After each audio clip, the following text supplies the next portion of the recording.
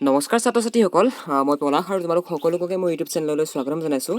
আজিৰ এই ভিডিঅ'টোত আমি আলোচনা কৰিম ক্লাছ 9 ছ'চিয়েল ছায়েন্সৰ 1 নম্বৰৰ পাঠ ভূপৃষ্ঠৰ পৰিৱৰ্তনৰ যিমান তোমালোকৰ অনুশীলনীত প্ৰশ্ন আছে সকলোখিনি প্ৰশ্নৰ উত্তৰ সম্পৰ্কে আলোচনা কৰিম।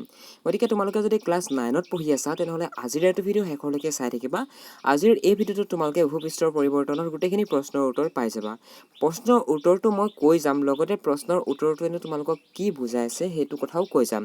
কাৰণ তোমালোকে যদি বুজি মুখস্থ কৰা নতুবা বুজি পোৱা প্ৰশ্নৰ উত্তৰটো ভালদৰে, তেতিয়া তোমালোকৰ বহুত দিনলৈ প্ৰশ্নৰ উত্তৰটো মনত থাকি যাব আৰু তোমালোকে পৰীক্ষাটো এটা ভাল ৰিজাল্ট কৰিব পাৰিবা।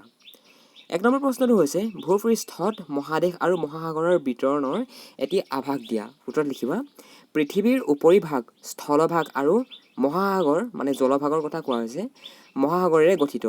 ইয়াৰ 71% জলভাগে আৰু বাকী 29% স্থলভাগেৰে আগুৰি আছে। ইয়াত মহাসাগৰ 5খন আৰু মহাদেশ 7খন আছে। মহাদেশ কেইখনৰ ভিতৰত সমভূমি, মালভূমি, পাহাৰ পৰ্বত, নদী উপত্যকা, মৰুভূমি, উপকূলীয় সমতল আদি দেখা যায়। সেইদৰে মহাসাগৰ কেইখনতো পানীত বুৰ গৈ থকা অৱস্থাত আছে। বহুতো মালভূমি, সমতল, পাহাৰ লানি, গভীৰ খাদ, প্ৰবাদ, প্ৰাচীৰ আদি অৱয়ব। মানে তোমালোকে এনে ভাবিছা নেকি যে পাহাৰ পৰ্বত কেৱল মাত্ৰ আমাৰ মাটিতহে আছে, আমি কেৱল মাত্ৰ পাহাৰ পৰ্বত যে কেৱল মাত্ৰ আমি ইয়াতে আমি নিজৰ পৃথিৱীতে দেখোঁ? তেনেকুৱা নহয় কথাটো আচলতে। তোমালোকে যদি জিঅ'লজি ডিপাৰ্টমেণ্টত পঢ়িবলৈ যোৱা ডাঙৰ হ'লে তেতিয়া গম পাবা যে কি পাহাৰ পৰ্বত কেৱল মাত্ৰ ইয়াতে নাথাকে, ঠিক আছে। পাহাৰ পৰ্বত তোমালোকে মহাসাগৰৰ তলতো পাবা। তোমালোকে যদি ডিস্কভাৰী নতুবা এনিমেল প্লেনেট চেনেলকেইটা চেক কৰা, যদি চোৱা তেনেহ'লে তোমালোকে দেখিবা যে মহাসাগৰৰ তলতো পাহাৰ পৰ্বত গভীৰ খাদ এইবিলাক আছে। তোমালোকক মই এখন ফিল্ম ৰেকমেণ্ড কৰিছোঁ। ফিল্মখনৰ নাম হৈছে টাইটানিক।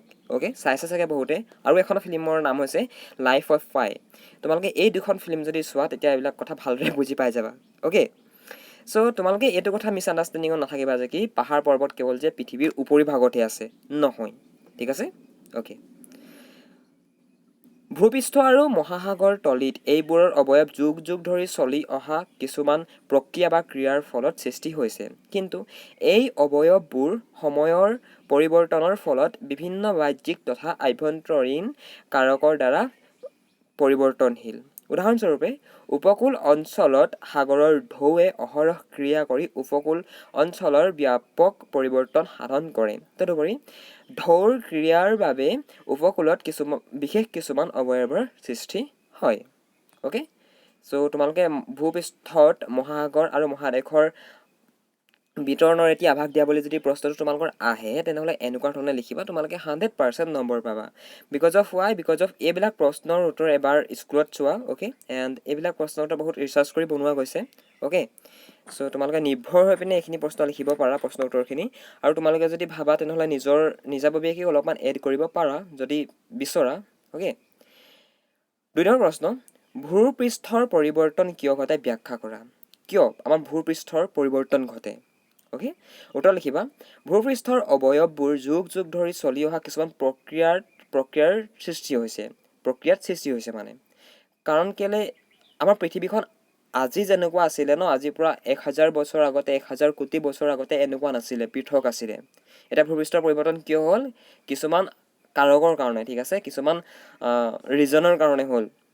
তোমালোকে পিছত পঢ়িলে বুজি পাবা। সময়ৰ গতিত এই অৱয়ববোৰৰ কিছুমান বাহ্যিক অথবা আভ্যন্তৰীণ কাৰকৰ দ্বাৰা পৰিৱৰ্তন ঘটে। এই বাহ্যিক কাৰকবোৰে আমি দেখিব পৰাকৈ বাহিৰৰ পৰা ক্ৰিয়া কৰে আৰু আভ্যন্তৰীণ কাৰকবোৰে পৃথিৱীৰ অন্তঃভাগত ক্ৰিয়া কৰি থাকে। এই কাৰকে ভূপৃষ্ঠৰ লগতে মহাসাগৰৰ তলিভাগো অসমান কৰাত অৰিহণা যোগায়। ভূপৃষ্ঠত থকা গছ-গছনি, জীৱ-জন্তু আদি জৈৱিক কাৰকেও ভূপৃষ্ঠৰ পৰিৱৰ্তনত কম বেছি পৰিমাণে অৰিহণা যোগায়। ভূপৃষ্ঠৰ পৰিৱৰ্তন সাধন কৰি থকা বাহ্যিক কাৰকসমূহৰ ধৰ্ম আৰু শক্তি সকলো স্থান আৰু কালত একে নহয়। বাহ্যিক আৰু আভ্যন্তৰীণ কাৰকবোৰে ক্ৰিয়া কৰাৰ বাবে আমাৰ পৃথিৱীৰ উপৰিভাগে বৰ্তমানৰ ৰূপ পৰিগ্ৰহণ কৰিছে। এই কাৰকবোৰৰ ক্ৰিয়াৰ ফলত ভৱিষ্যতেও ভূপৃষ্ঠৰ পৰিৱৰ্তন হৈ থাকিব আৰু লগতে ক্ৰিয়া কৰাৰ কাৰকবোৰো পৰিৱৰ্তন ঘটিব। বুজিলা? মানে বাহ্যিক মানে কি? বাহ্যিক মিন্স বাহিৰৰ, ঠিক আছে। এতিয়া বাহ্যিক কাৰণ বুলি কোৱাৰ লগে লগে আমি ভূমিকম্পৰ কথা ক'ব পাৰোঁ। মানে ভূমিকম্পটো আভ্যন্তৰীণভাৱে সংঘটিত হয়, কিন্তু পৰিৱৰ্তনটো আমি বাহিৰত দেখোঁ, নহয় জানো?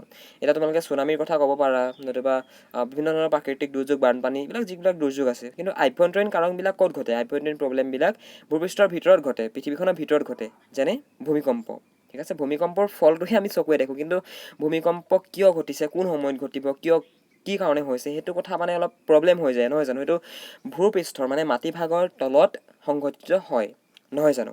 অ'কে, চ' 2 নম্বৰ প্ৰশ্নটোত এনেকুৱা ধৰণে লিখিবা, বাহ্যিক কাৰক মানে কি? কেইটামান বাহ্যিক কাৰকৰ নাম লিখা। এইবিলাকত লিখিব পাৰা যে সূৰ্যৰ তাপ, বতাহ, বৰষুণ, হিমবাহ, নদী, এনেকুৱা ধৰণে লিখিব পাৰা। তোমালোকে উত্তৰটোত এনেকুৱা ধৰণে লিখিবা যে যিবোৰ কাৰকে বাহিৰৰ পৰা ক্ৰিয়া কৰি ভূপৃষ্ঠৰ অৱয়ৱবোৰৰ পৰিৱৰ্তন সাধন কৰে, তেনেবোৰ কাৰককে বাহ্যিক কাৰক বোলা হয়, নতুবা বোলে। আৰু তাৰ কেইটামান উদাহৰণৰ নাম লিখিবলৈ তোমালোকে এনেকুৱা ধৰণে লিখিবা যে সূৰ্যৰ তাপ আমি দেখি আছোঁ, বাহ্যিক কাৰক, নহয় জানো? বতাহ, বৰষুণ, নদী, হিমবাহ, সাগৰৰ ঢৌ ইত্যাদি।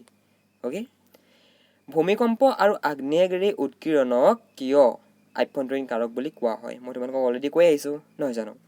উত্তৰ লিখিবা, আভ্যন্তৰীণ কাৰকবোৰে আমি নেদেখাকৈ পৃথিৱীৰ অন্তঃভাগত ক্ৰিয়া কৰি থাকে। পৃথিৱীৰ খোলাটো গঠিত হোৱাৰ ফলকবোৰ গতিশীল হোৱাৰ বাবে প্ৰধানকৈ ভূমিকম্প আৰু আগ্নেয়গিৰি উৎকীৰণৰ সৃষ্টি হয়। ভূমিকম্প আৰু আগ্নেয়গিৰি হঠাতে উদ্ভৱ হৈ ভূপৃষ্ঠৰ পৰিৱৰ্তন সাধন কৰে। আগ্নেয়গিৰি উৎকীৰণে পাহাৰ পৰ্বতৰ সৃষ্টি কৰাৰ দৰে ভূমিকম্পই কোনো ঠাইক ওপৰলৈ তুলি উচ্চভূমিৰ সৃষ্টি কৰিব পাৰে আৰু অন্য কোনো ঠাইক তললৈ বহাই নিম্নভূমিৰ সৃষ্টি কৰিব পাৰে। সেইবাবে ভূমিকম্প আৰু আগ্নেয়গিৰি উৎকীৰণক আভ্যন্তৰীণ কাৰক বুলি কোৱা হয়। বুজি পালা? তাৰমানে কিয় জানা ভূমিকম্প কিয় সংঘটিত হয়? কাৰণ কেলে পৃথিৱীখনৰ মাজভাগত কিছুমান প্লেট ছিষ্টেমত কিছুমান আছে, কিছুমান ফলক প্লেট ছিষ্টেমত আছে। তোমালোকে জিঅ'গ্ৰাফী চেনেলত চাবা, নতুবা তোমালোকৰ কিতাপখনত মন কৰিবা, দেখিবা। এতিয়া পৃথিৱীখন গতি কৰি থকাৰ ফলত কেতিয়াবা সেইবিলাক ফলক ইখনে সিখনে খুন্দা খায় মাটিৰ তলত, ভূপৃষ্ঠত, তুমি যিডোখৰ ঠাইত ৰখি আছা তাৰ তলত, মাটিৰ তলত মানে। এতিয়া তেনেকুৱা হোৱাৰ ফলত ভূমিকম্পৰ সৃষ্টি হয়, আৰু ভূমিকম্পৰ ফলতে আগ্নেয়গিৰি উৎকীৰণ সৃষ্টি হয়, ঠিক আছে। মানে পৃথিৱীখন যেতিয়া সৃষ্টি হৈছিলে তেতিয়া চোৱা কেনেকৈ মই তোমালোকক এটা ছেপাৰেট ভিডিঅ' বনাম বাৰু মই তোমালোকৰ কাৰণে, যে এই পৃথিৱীখন কেনেকৈ সৃষ্টি হৈছিলে, আমি যিখন পৃথিৱীত বসবাস কৰি আছোঁ, এই পৃথিৱীখন কেনেকৈ সৃষ্টি হৈছিলে। মোৰ এটা চেনেল আৰু অন্য এটা চেনেল আছে, চেনেলটোৰ নাম হৈছে চনম পলাশ। সেই চেনেলটোত মই ফেক্ট ৰিলেটেড ভিডিঅ' আনো, বহুত হাই কোৱালিটি ভিডিঅ' হয়, গতিকে তোমালোকে সেই ভিডিঅ'সমূহ চাবা। যেতিয়া পৃথিৱীত জীৱৰ পাতনি মেলিছিল যেতিয়া ডাইনছৰ কিবা এইবিলাক জীৱ জন্তু আছিলে, আৰু যেতিয়া নেকি সেইবিলাক বিলুপ্ত হৈ গ'ল বিভিন্ন ধৰণৰ প্ৰাকৃতিক দুৰ্যোগৰ কাৰণে, তেতিয়া তাৰ যিবিলাক জীৱাশ্ম, সেই জীৱাশ্মবিলাক কি হ'ল, মাটিৰ তললৈ সোমাই গ'ল। বুজি পাইছা? সূৰ্যৰ পৰা যেতিয়া আমাৰ পৃথিৱীখন ফাটি আহিছিলে, যেতিয়া পৃথিৱীখনৰ নতুন সৃষ্টি হৈছিলে, পৃথিৱীখন কেনেকৈ সৃষ্টি হৈছিলে তোমালোকে জানা নাই? যদি নাজানা মোৰ চেনেলতে চাৰ্চ কৰিবা, a brief introduction of earth, এনেকুৱা ধৰণৰ কিবা ভিডিঅ' এটা বনাইছিলোঁ মই, হিষ্ট্ৰী অফ দ্য আৰ্থ, এনেকুৱা ধৰণে বনাইছিলোঁ ভিডিঅ'টো। তোমালোকে সেই ভিডিঅ'টো চাবা, তেতিয়া তোমালোকে ভালকৈ বুজি পাবা। তাত তোমালোকৰ পিকচাৰ সহকাৰে মানে পুৰা ভিডিঅ' ফুটেজত বুজোৱা গৈছে যে পৃথিৱীখনৰ কেনেধৰণে সৃষ্টি হৈছিলে।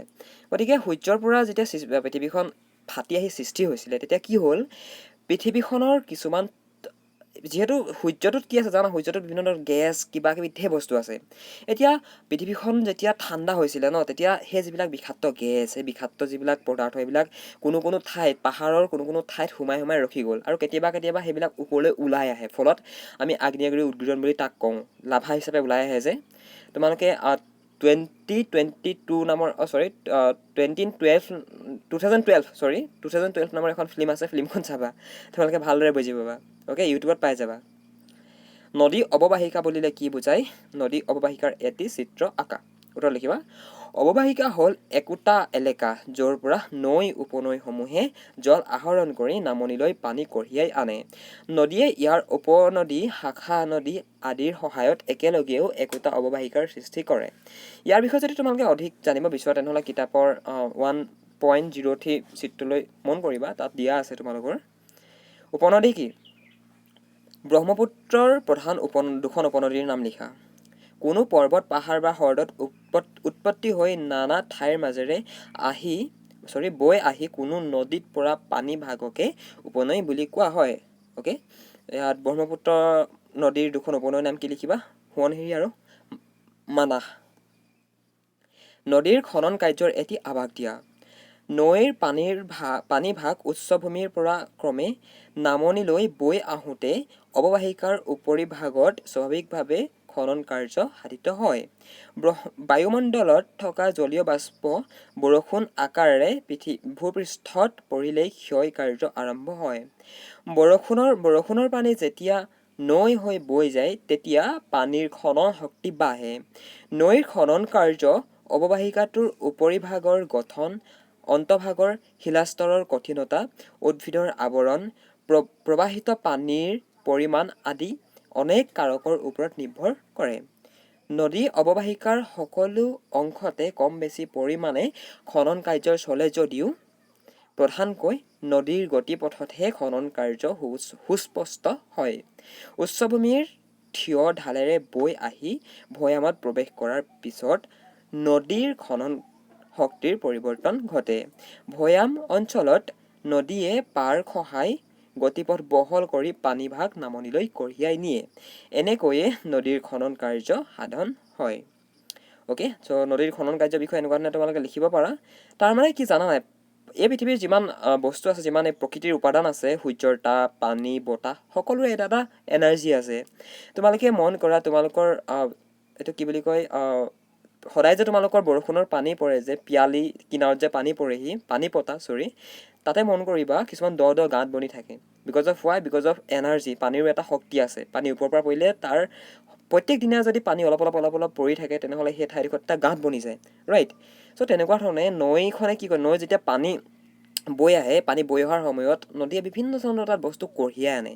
আৰু মানে পানীৰ যি গতি ন, এতিয়া তোমালোকে যদি সাগৰবিলাকলৈ মন কৰা, নতুবা তোমালোকে যদি বিভিন্ন ধৰণৰ দ যিবিলাক হ্ৰদ আছে, যিবিলাক জুৰি আছে, সেইবিলাকলৈ যদি মন কৰা, তাত তলৰ অংশত তোমালোকে বালি মন কৰিবা।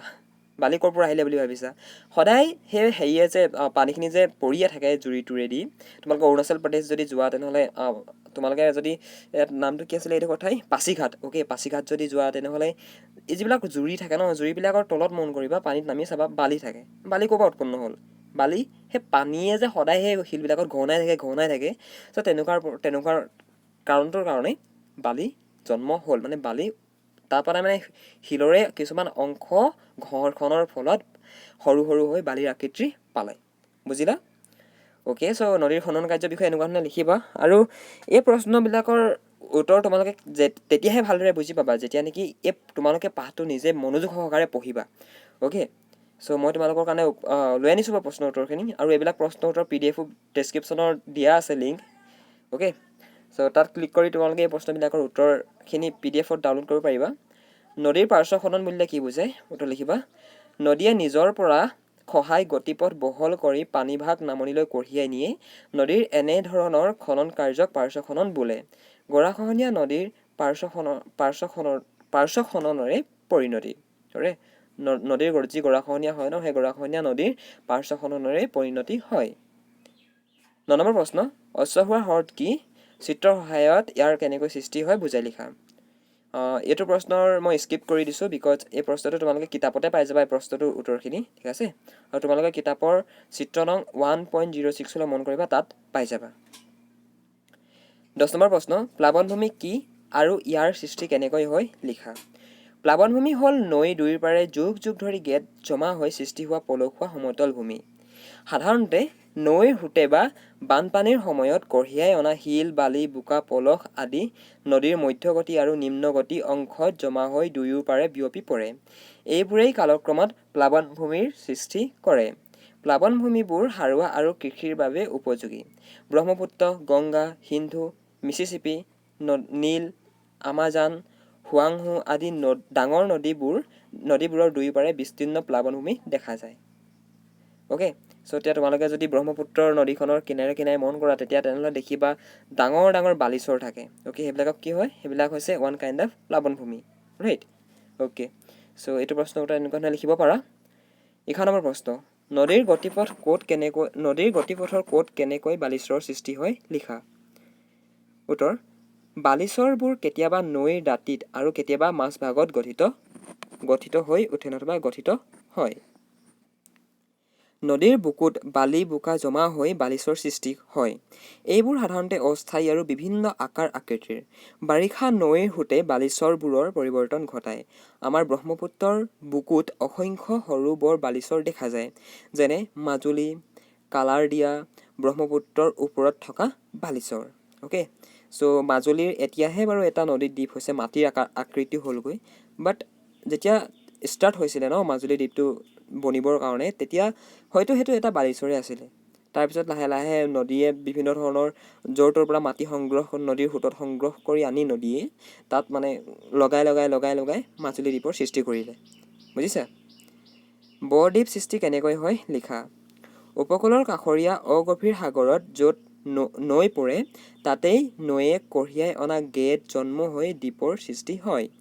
এই দ্বীপবোৰৰ আকৃতি অসমীয়াৰ ব বা ইংৰাজীৰ এইটো চিনটো দেখিছা ডেল্থৰ দৰে এনেকুৱা ধৰণে তোমালোকে গুগল মেপবিলাক যদি চোৱা ন, এনেকুৱা ধৰণে তোমালোকে দেখিবা। অ'কে, এই দ্বীপবোৰক বৰদ্বীপ বোলা হয়। পৃথিৱীৰ প্ৰায়বোৰ নদীয়ে নিজৰ নিজৰ মোহনাত বৰদ্বীপৰ সৃষ্টি কৰিছে। তাৰ ভিতৰত গংগা, ব্ৰহ্মপুত্ৰ, নীল, মিছিছিপি আদি বৰদ্বীপ পৃথিৱী বিখ্যাত। অ'কে, চ' এতিয়া মন কৰা 13 নম্বৰ প্ৰশ্নটোলৈ, যে মৰুভূমিত বতাহৰ ক্ৰিয়া কিয় প্ৰবল হয় লিখা। উত্তৰ: মৰুভূমিৰ পৰিৱেশত বতাহে খনন, পৰিবহণ আৰু অৱক্ষেপণৰ যোগেদি বিভিন্ন অৱয়ৱৰ সৃষ্টি কৰে আৰু সেইবোৰৰ পৰিৱৰ্তনো সাধন কৰে। মৰুভূমিত উদ্ভিদৰ আৱৰণ অতি পাতল হোৱা কাৰণে মৰুপৃষ্ঠত বতাহে প্ৰবল ক্ৰিয়া কৰিব পাৰে। বতাহে ধূলি বালিৰ লগতে শিলো এঠাইৰ পৰা আন ঠাইলৈ কঢ়িয়াই নিব পাৰে। 14 নম্বৰ প্ৰশ্ন, অৱনমন বুলিলে কি বুজায়? উত্তৰ: মৰুভূমিত বতাহে বালিবোৰ অনায়াসেৰে এঠাইৰ পৰা আন এঠাইলৈ কঢ়িয়াই নিব পাৰে। এনেদৰে কোনো অংশৰ পৰা ধূলি বালি উৰুৱাই নিয়া কাৰ্যক অৱনমন বোলে। 15. বালিয়াড়িৰ সৃষ্টি কেনেকৈ হয়? উত্তৰ: অৱনমন প্ৰক্ৰিয়াৰে কঢ়িয়াই নিয়া ধূলি বালিবোৰ যি ঠাইত জমা হয়, তাত মৰুপৃষ্ঠ ক্ৰমে ওখ হৈ পাহাৰৰ ৰূপ লৈ বালিয়ৰীৰ সৃষ্টি কৰে। বতাহৰ ধৰ্ম, গতিপথ, শক্তি আৰু উদ্ভিদৰ আৱৰণ আদিৰ ওপৰত ভিত্তি কৰি বালিৰ পাহাৰৰ আকাৰ আকৃতি বেলেগ বেলেগ হয়। তদুপৰি মৰুভূমিবোৰৰ প্ৰাকৃতিক পৰিৱেশ একে নোহোৱাৰ কাৰণেও বালিয়ৰীৰ মাজত পাৰ্থক্য দেখিবলৈ পোৱা যায়। ইনচেলবাৰ্গ ক্ৰীম। মৰুভূমিত সাধাৰণতে চকুত পৰা বিশেষ আকৃতিৰ ক্ষয়প্ৰাপ্ত চাপৰ পাহাৰবোৰেই হ'ল ইনচেলবাৰ্গ। ইনচেলবাৰ্গৰ অৰ্থ হৈছে দ্বীপৰ দৰে অকলশৰীয়া পাহাৰ বা পৰ্বত। হিমবাহৰ সংজ্ঞা দিয়া আৰু নদীৰ লগত ইয়াৰ পাৰ্থক্য কি লিখা। পৃথিৱীৰ অতি শীতল অঞ্চলবোৰৰ উপৰিভাগ বৰফে ঢাকি ৰাখিছে। এইবোৰ অঞ্চলত বৰফ তৰপে জমা হৈ আছে। সাধাৰণতে এনেদৰে জমা হৈ থকা বৰফবোৰ ভূপৃষ্ঠৰ ঢাল অনুসৰি লেহেম গতিৰে নামি আহে। এনেদৰে নামি অহা বৰফকে হিমবাহ বোলে। হিমবাহ আৰু নদীৰ মাজত থকা পাৰ্থক্য হ'ল ক্ৰমে হিমবাহত বৰফবোৰ ভূপৃষ্ঠৰ ঢাল অনুসৰি লেহেম গতিৰে বৈ আহে। নদীৰ পানীৰ উচ্চভূমিৰ পৰা নিম্নভূমিলৈ বৈ আহে। গ্লাব কি? চিত্ৰ আঁকি বিভিন্ন শ্ৰেণীৰ গ্লাববোৰ দেখুওৱা। চ' এইটো প্ৰশ্ন তোমালোকে স্কিপ কৰিব পাৰা, বিকজ এই প্ৰশ্নটোৰ উত্তৰ তোমালোকে কিতাপতে পাই যাবা। অ'কে, চ' তোমালোকৰ যিটো গ্লাব নামৰ চেপ্টাৰ আছে, গ্লাব নামৰ যিটো পেৰেগ্ৰাফ আছে, সেই পেৰেগ্ৰাফটো চাবা, পাই যাবা এইটো প্ৰশ্নৰ উত্তৰ। হিমবাহৰ ক্ৰিয়াৰ ফলত জোঙা শৃংগৰ সৃষ্টি কেনেকৈ হয়? হিমবাহত বাহিত পদাৰ্থৰ দ্বাৰা ঘটা প্ৰবল ঘৰ্ষণৰ ফলত গতিপথ গভীৰ আৰু থিয় ধৰণৰ হয়। কোনো পৰ্বতৰ গাৰে কেইবাটাও হিমবাহ নামি আহিব পাৰে। তেতিয়া সকলো ফালৰ পৰা চলা খননৰ ফলত পৰ্বতৰ শিক্ষাংশ চোকা জোঙাৰ দৰে হয়। এনেদৰে হিমবাহে জোঙা পৰ্বতৰ সৃষ্টি কৰে। আলপাছ আৰু হিমালয় পৰ্বতত এনে বহুতো ক্ষয়জনিত জোঙা শৃংগ দেখা পোৱা যায়। উপকূল কাক বোলে? পৃথিৱীৰ উপৰিভাগ এক বৃহৎ অংশ সাগৰ মহাসাগৰে আগুৰি আছে। এই সাগৰ মহাসাগৰৰ পাৰ বা তীৰক উপকূল বোলে। বালিয়াতট কি? ইয়াৰ গুৰুত্ব সম্বন্ধে লিখা। সদায় ঢৌৱে ক্ৰিয়া কৰি থকা উপকূলত তট অংশত জমা হোৱা গেদ, বিশেষকৈ বালিৰ পৰিমাণ বেছি হ'লে তাত স্বাভাৱিকভাৱেই এক প্ৰকাৰৰ সমতল হাৰ্ডিছ অৱয়ৱৰ সৃষ্টি হয়। প্ৰধানকৈ বালি জমা হৈ সৃষ্টি হোৱা কিছুমান ঢালযুক্ত এনে অৱয়ৱক বালিয়াতট বোলা হয়। পেৰাগ্ৰাফ চেঞ্জ সাগৰৰ উত্তাল তৰংগ আৰু উভতনি ঢৌৰ মিলিত ক্ৰিয়াৰ ফলত উপকূলত এনেধৰণৰ অৱয়ব গঢ়ি উঠে। এই ধৰণৰ তটৰ বালি অতি মিহিৰ পৰা শিলৰ আকাৰৰ হ'ব পাৰে। উপকূলৰ বালিয়া তটবোৰে মানুহক বিনোদৰ কাৰণে আকৰ্ষণ কৰে। সাগৰ মহাসাগৰৰ ঢৌৱে উপকূলৰ কেনেধৰণে পৰিৱৰ্তন সাধন কৰে চমুকৈ লিখা। উত্তৰ: উপকূল অঞ্চলত একাধিক বাহ্যিক কাৰকে ক্ৰিয়া কৰে। বৰষুণ, বতাহ আৰু সাগৰৰ ঢৌ তাৰ ভিতৰত প্ৰধান। এই তিনিটা প্ৰধান কাৰকৰ ভিতৰত সাগৰৰ ঢৌৱে অহৰহ ক্ৰিয়া কৰি উপকূল অঞ্চলৰ ব্যাপক পৰিৱৰ্তন সাধন কৰে। পৃথিৱীৰ সকলো উপকূলতে ঢৌৰ প্ৰভাৱ একে নহয়। উপকূলৰ ভূতাত্ত্বিক গঠন, কাষৰীয় সাগৰৰ গভীৰতা, নৈৰ উপস্থিতি, বতাহৰ ক্ৰিয়া, উপকূলীয় উদ্ভিদৰ আৱৰণ আদি বহুতো কাৰকৰ ওপৰত ঢৌৰ ধৰ্ম আৰু প্ৰাবল্য নিৰ্ভৰ কৰে। তদুপৰি সাগৰ মহাসাগৰৰ তলিভাগত ভূমিকম্প হোৱা নোহোৱাৰ ওপৰতো ঢৌৰ প্ৰাবল্য নিৰ্ভৰ কৰে। ঢৌৰ ক্ৰিয়াৰ ফলতেই সাগৰ মহাসাগৰৰ উপকূলত কিছুমান বিশেষ অৱয়বৰ সৃষ্টি হৈছে। ইয়াৰে কিছুমান ক্ষয়জনিত আৰু অন্য কিছুমান অৱক্ষেপণজনিত। উপকূলভাগ কঠিন শিলৰ দ্বাৰা গঠিত হ'লে সাগৰৰ ঢৌৰে তাত ক্ৰিয়া কৰি ইয়াৰ সৃষ্টি কৰে। আনহাতে প্ৰায় ঢৌৱে ক্ৰিয়া কৰি থকা উপকূলৰ তৎঅংশত জমা হোৱা গেদ বালিৰ পৰিমাণ বেছি হ'লে তাত এক প্ৰকাৰৰ সমতল সদৃশ অৱয়বৰ সৃষ্টি হয়। উপকূলৰ এনেধৰণৰ অৱয়ৱে মানুহক বিনোদৰ কাৰণে আকৰ্ষণ কৰে। এনেকৈয়ে সাগৰ মহাসাগৰৰ উপকূলৰ পৰিৱৰ্তন ঘটে। তলত দিয়া কাৰক আৰু অৱয়ৱবোৰ কোনটো কাৰ সৃষ্টি কাৰ চিনেৰে দেখুওৱা। এইবিলাক কিতাপত মন কৰিবা, পাই যাবা। উত্তৰখিনি এনেকুৱা ধৰণে লিখিব পাৰা। অ'কে, চ' এইখিনিয়ে আছিলে তোমালোকৰ 1 নম্বৰ পাঠ ভূপৃষ্ঠৰ পৰিৱৰ্তনৰ কমপ্লিট পাঠভিত্তিক প্ৰশ্নৰ উত্তৰ।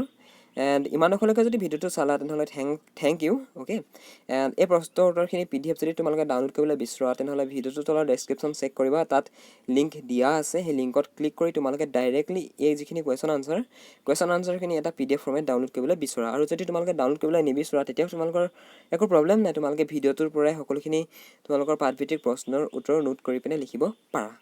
চ' থেংকছ ফৰ ৱাচিং দিছ ভিডিঅ'। আৰু যদি চেনেলত প্ৰথমবাৰ কাৰণে ভিজিট কৰিছা তেনেহ'লে চেনেলটো ছাবস্ক্ৰাইব কৰি ল'বা আৰু বেল আইকনটো প্ৰেছ কৰি অল নটিফিকেশ্যনত ক্লিক কৰি ল'বা।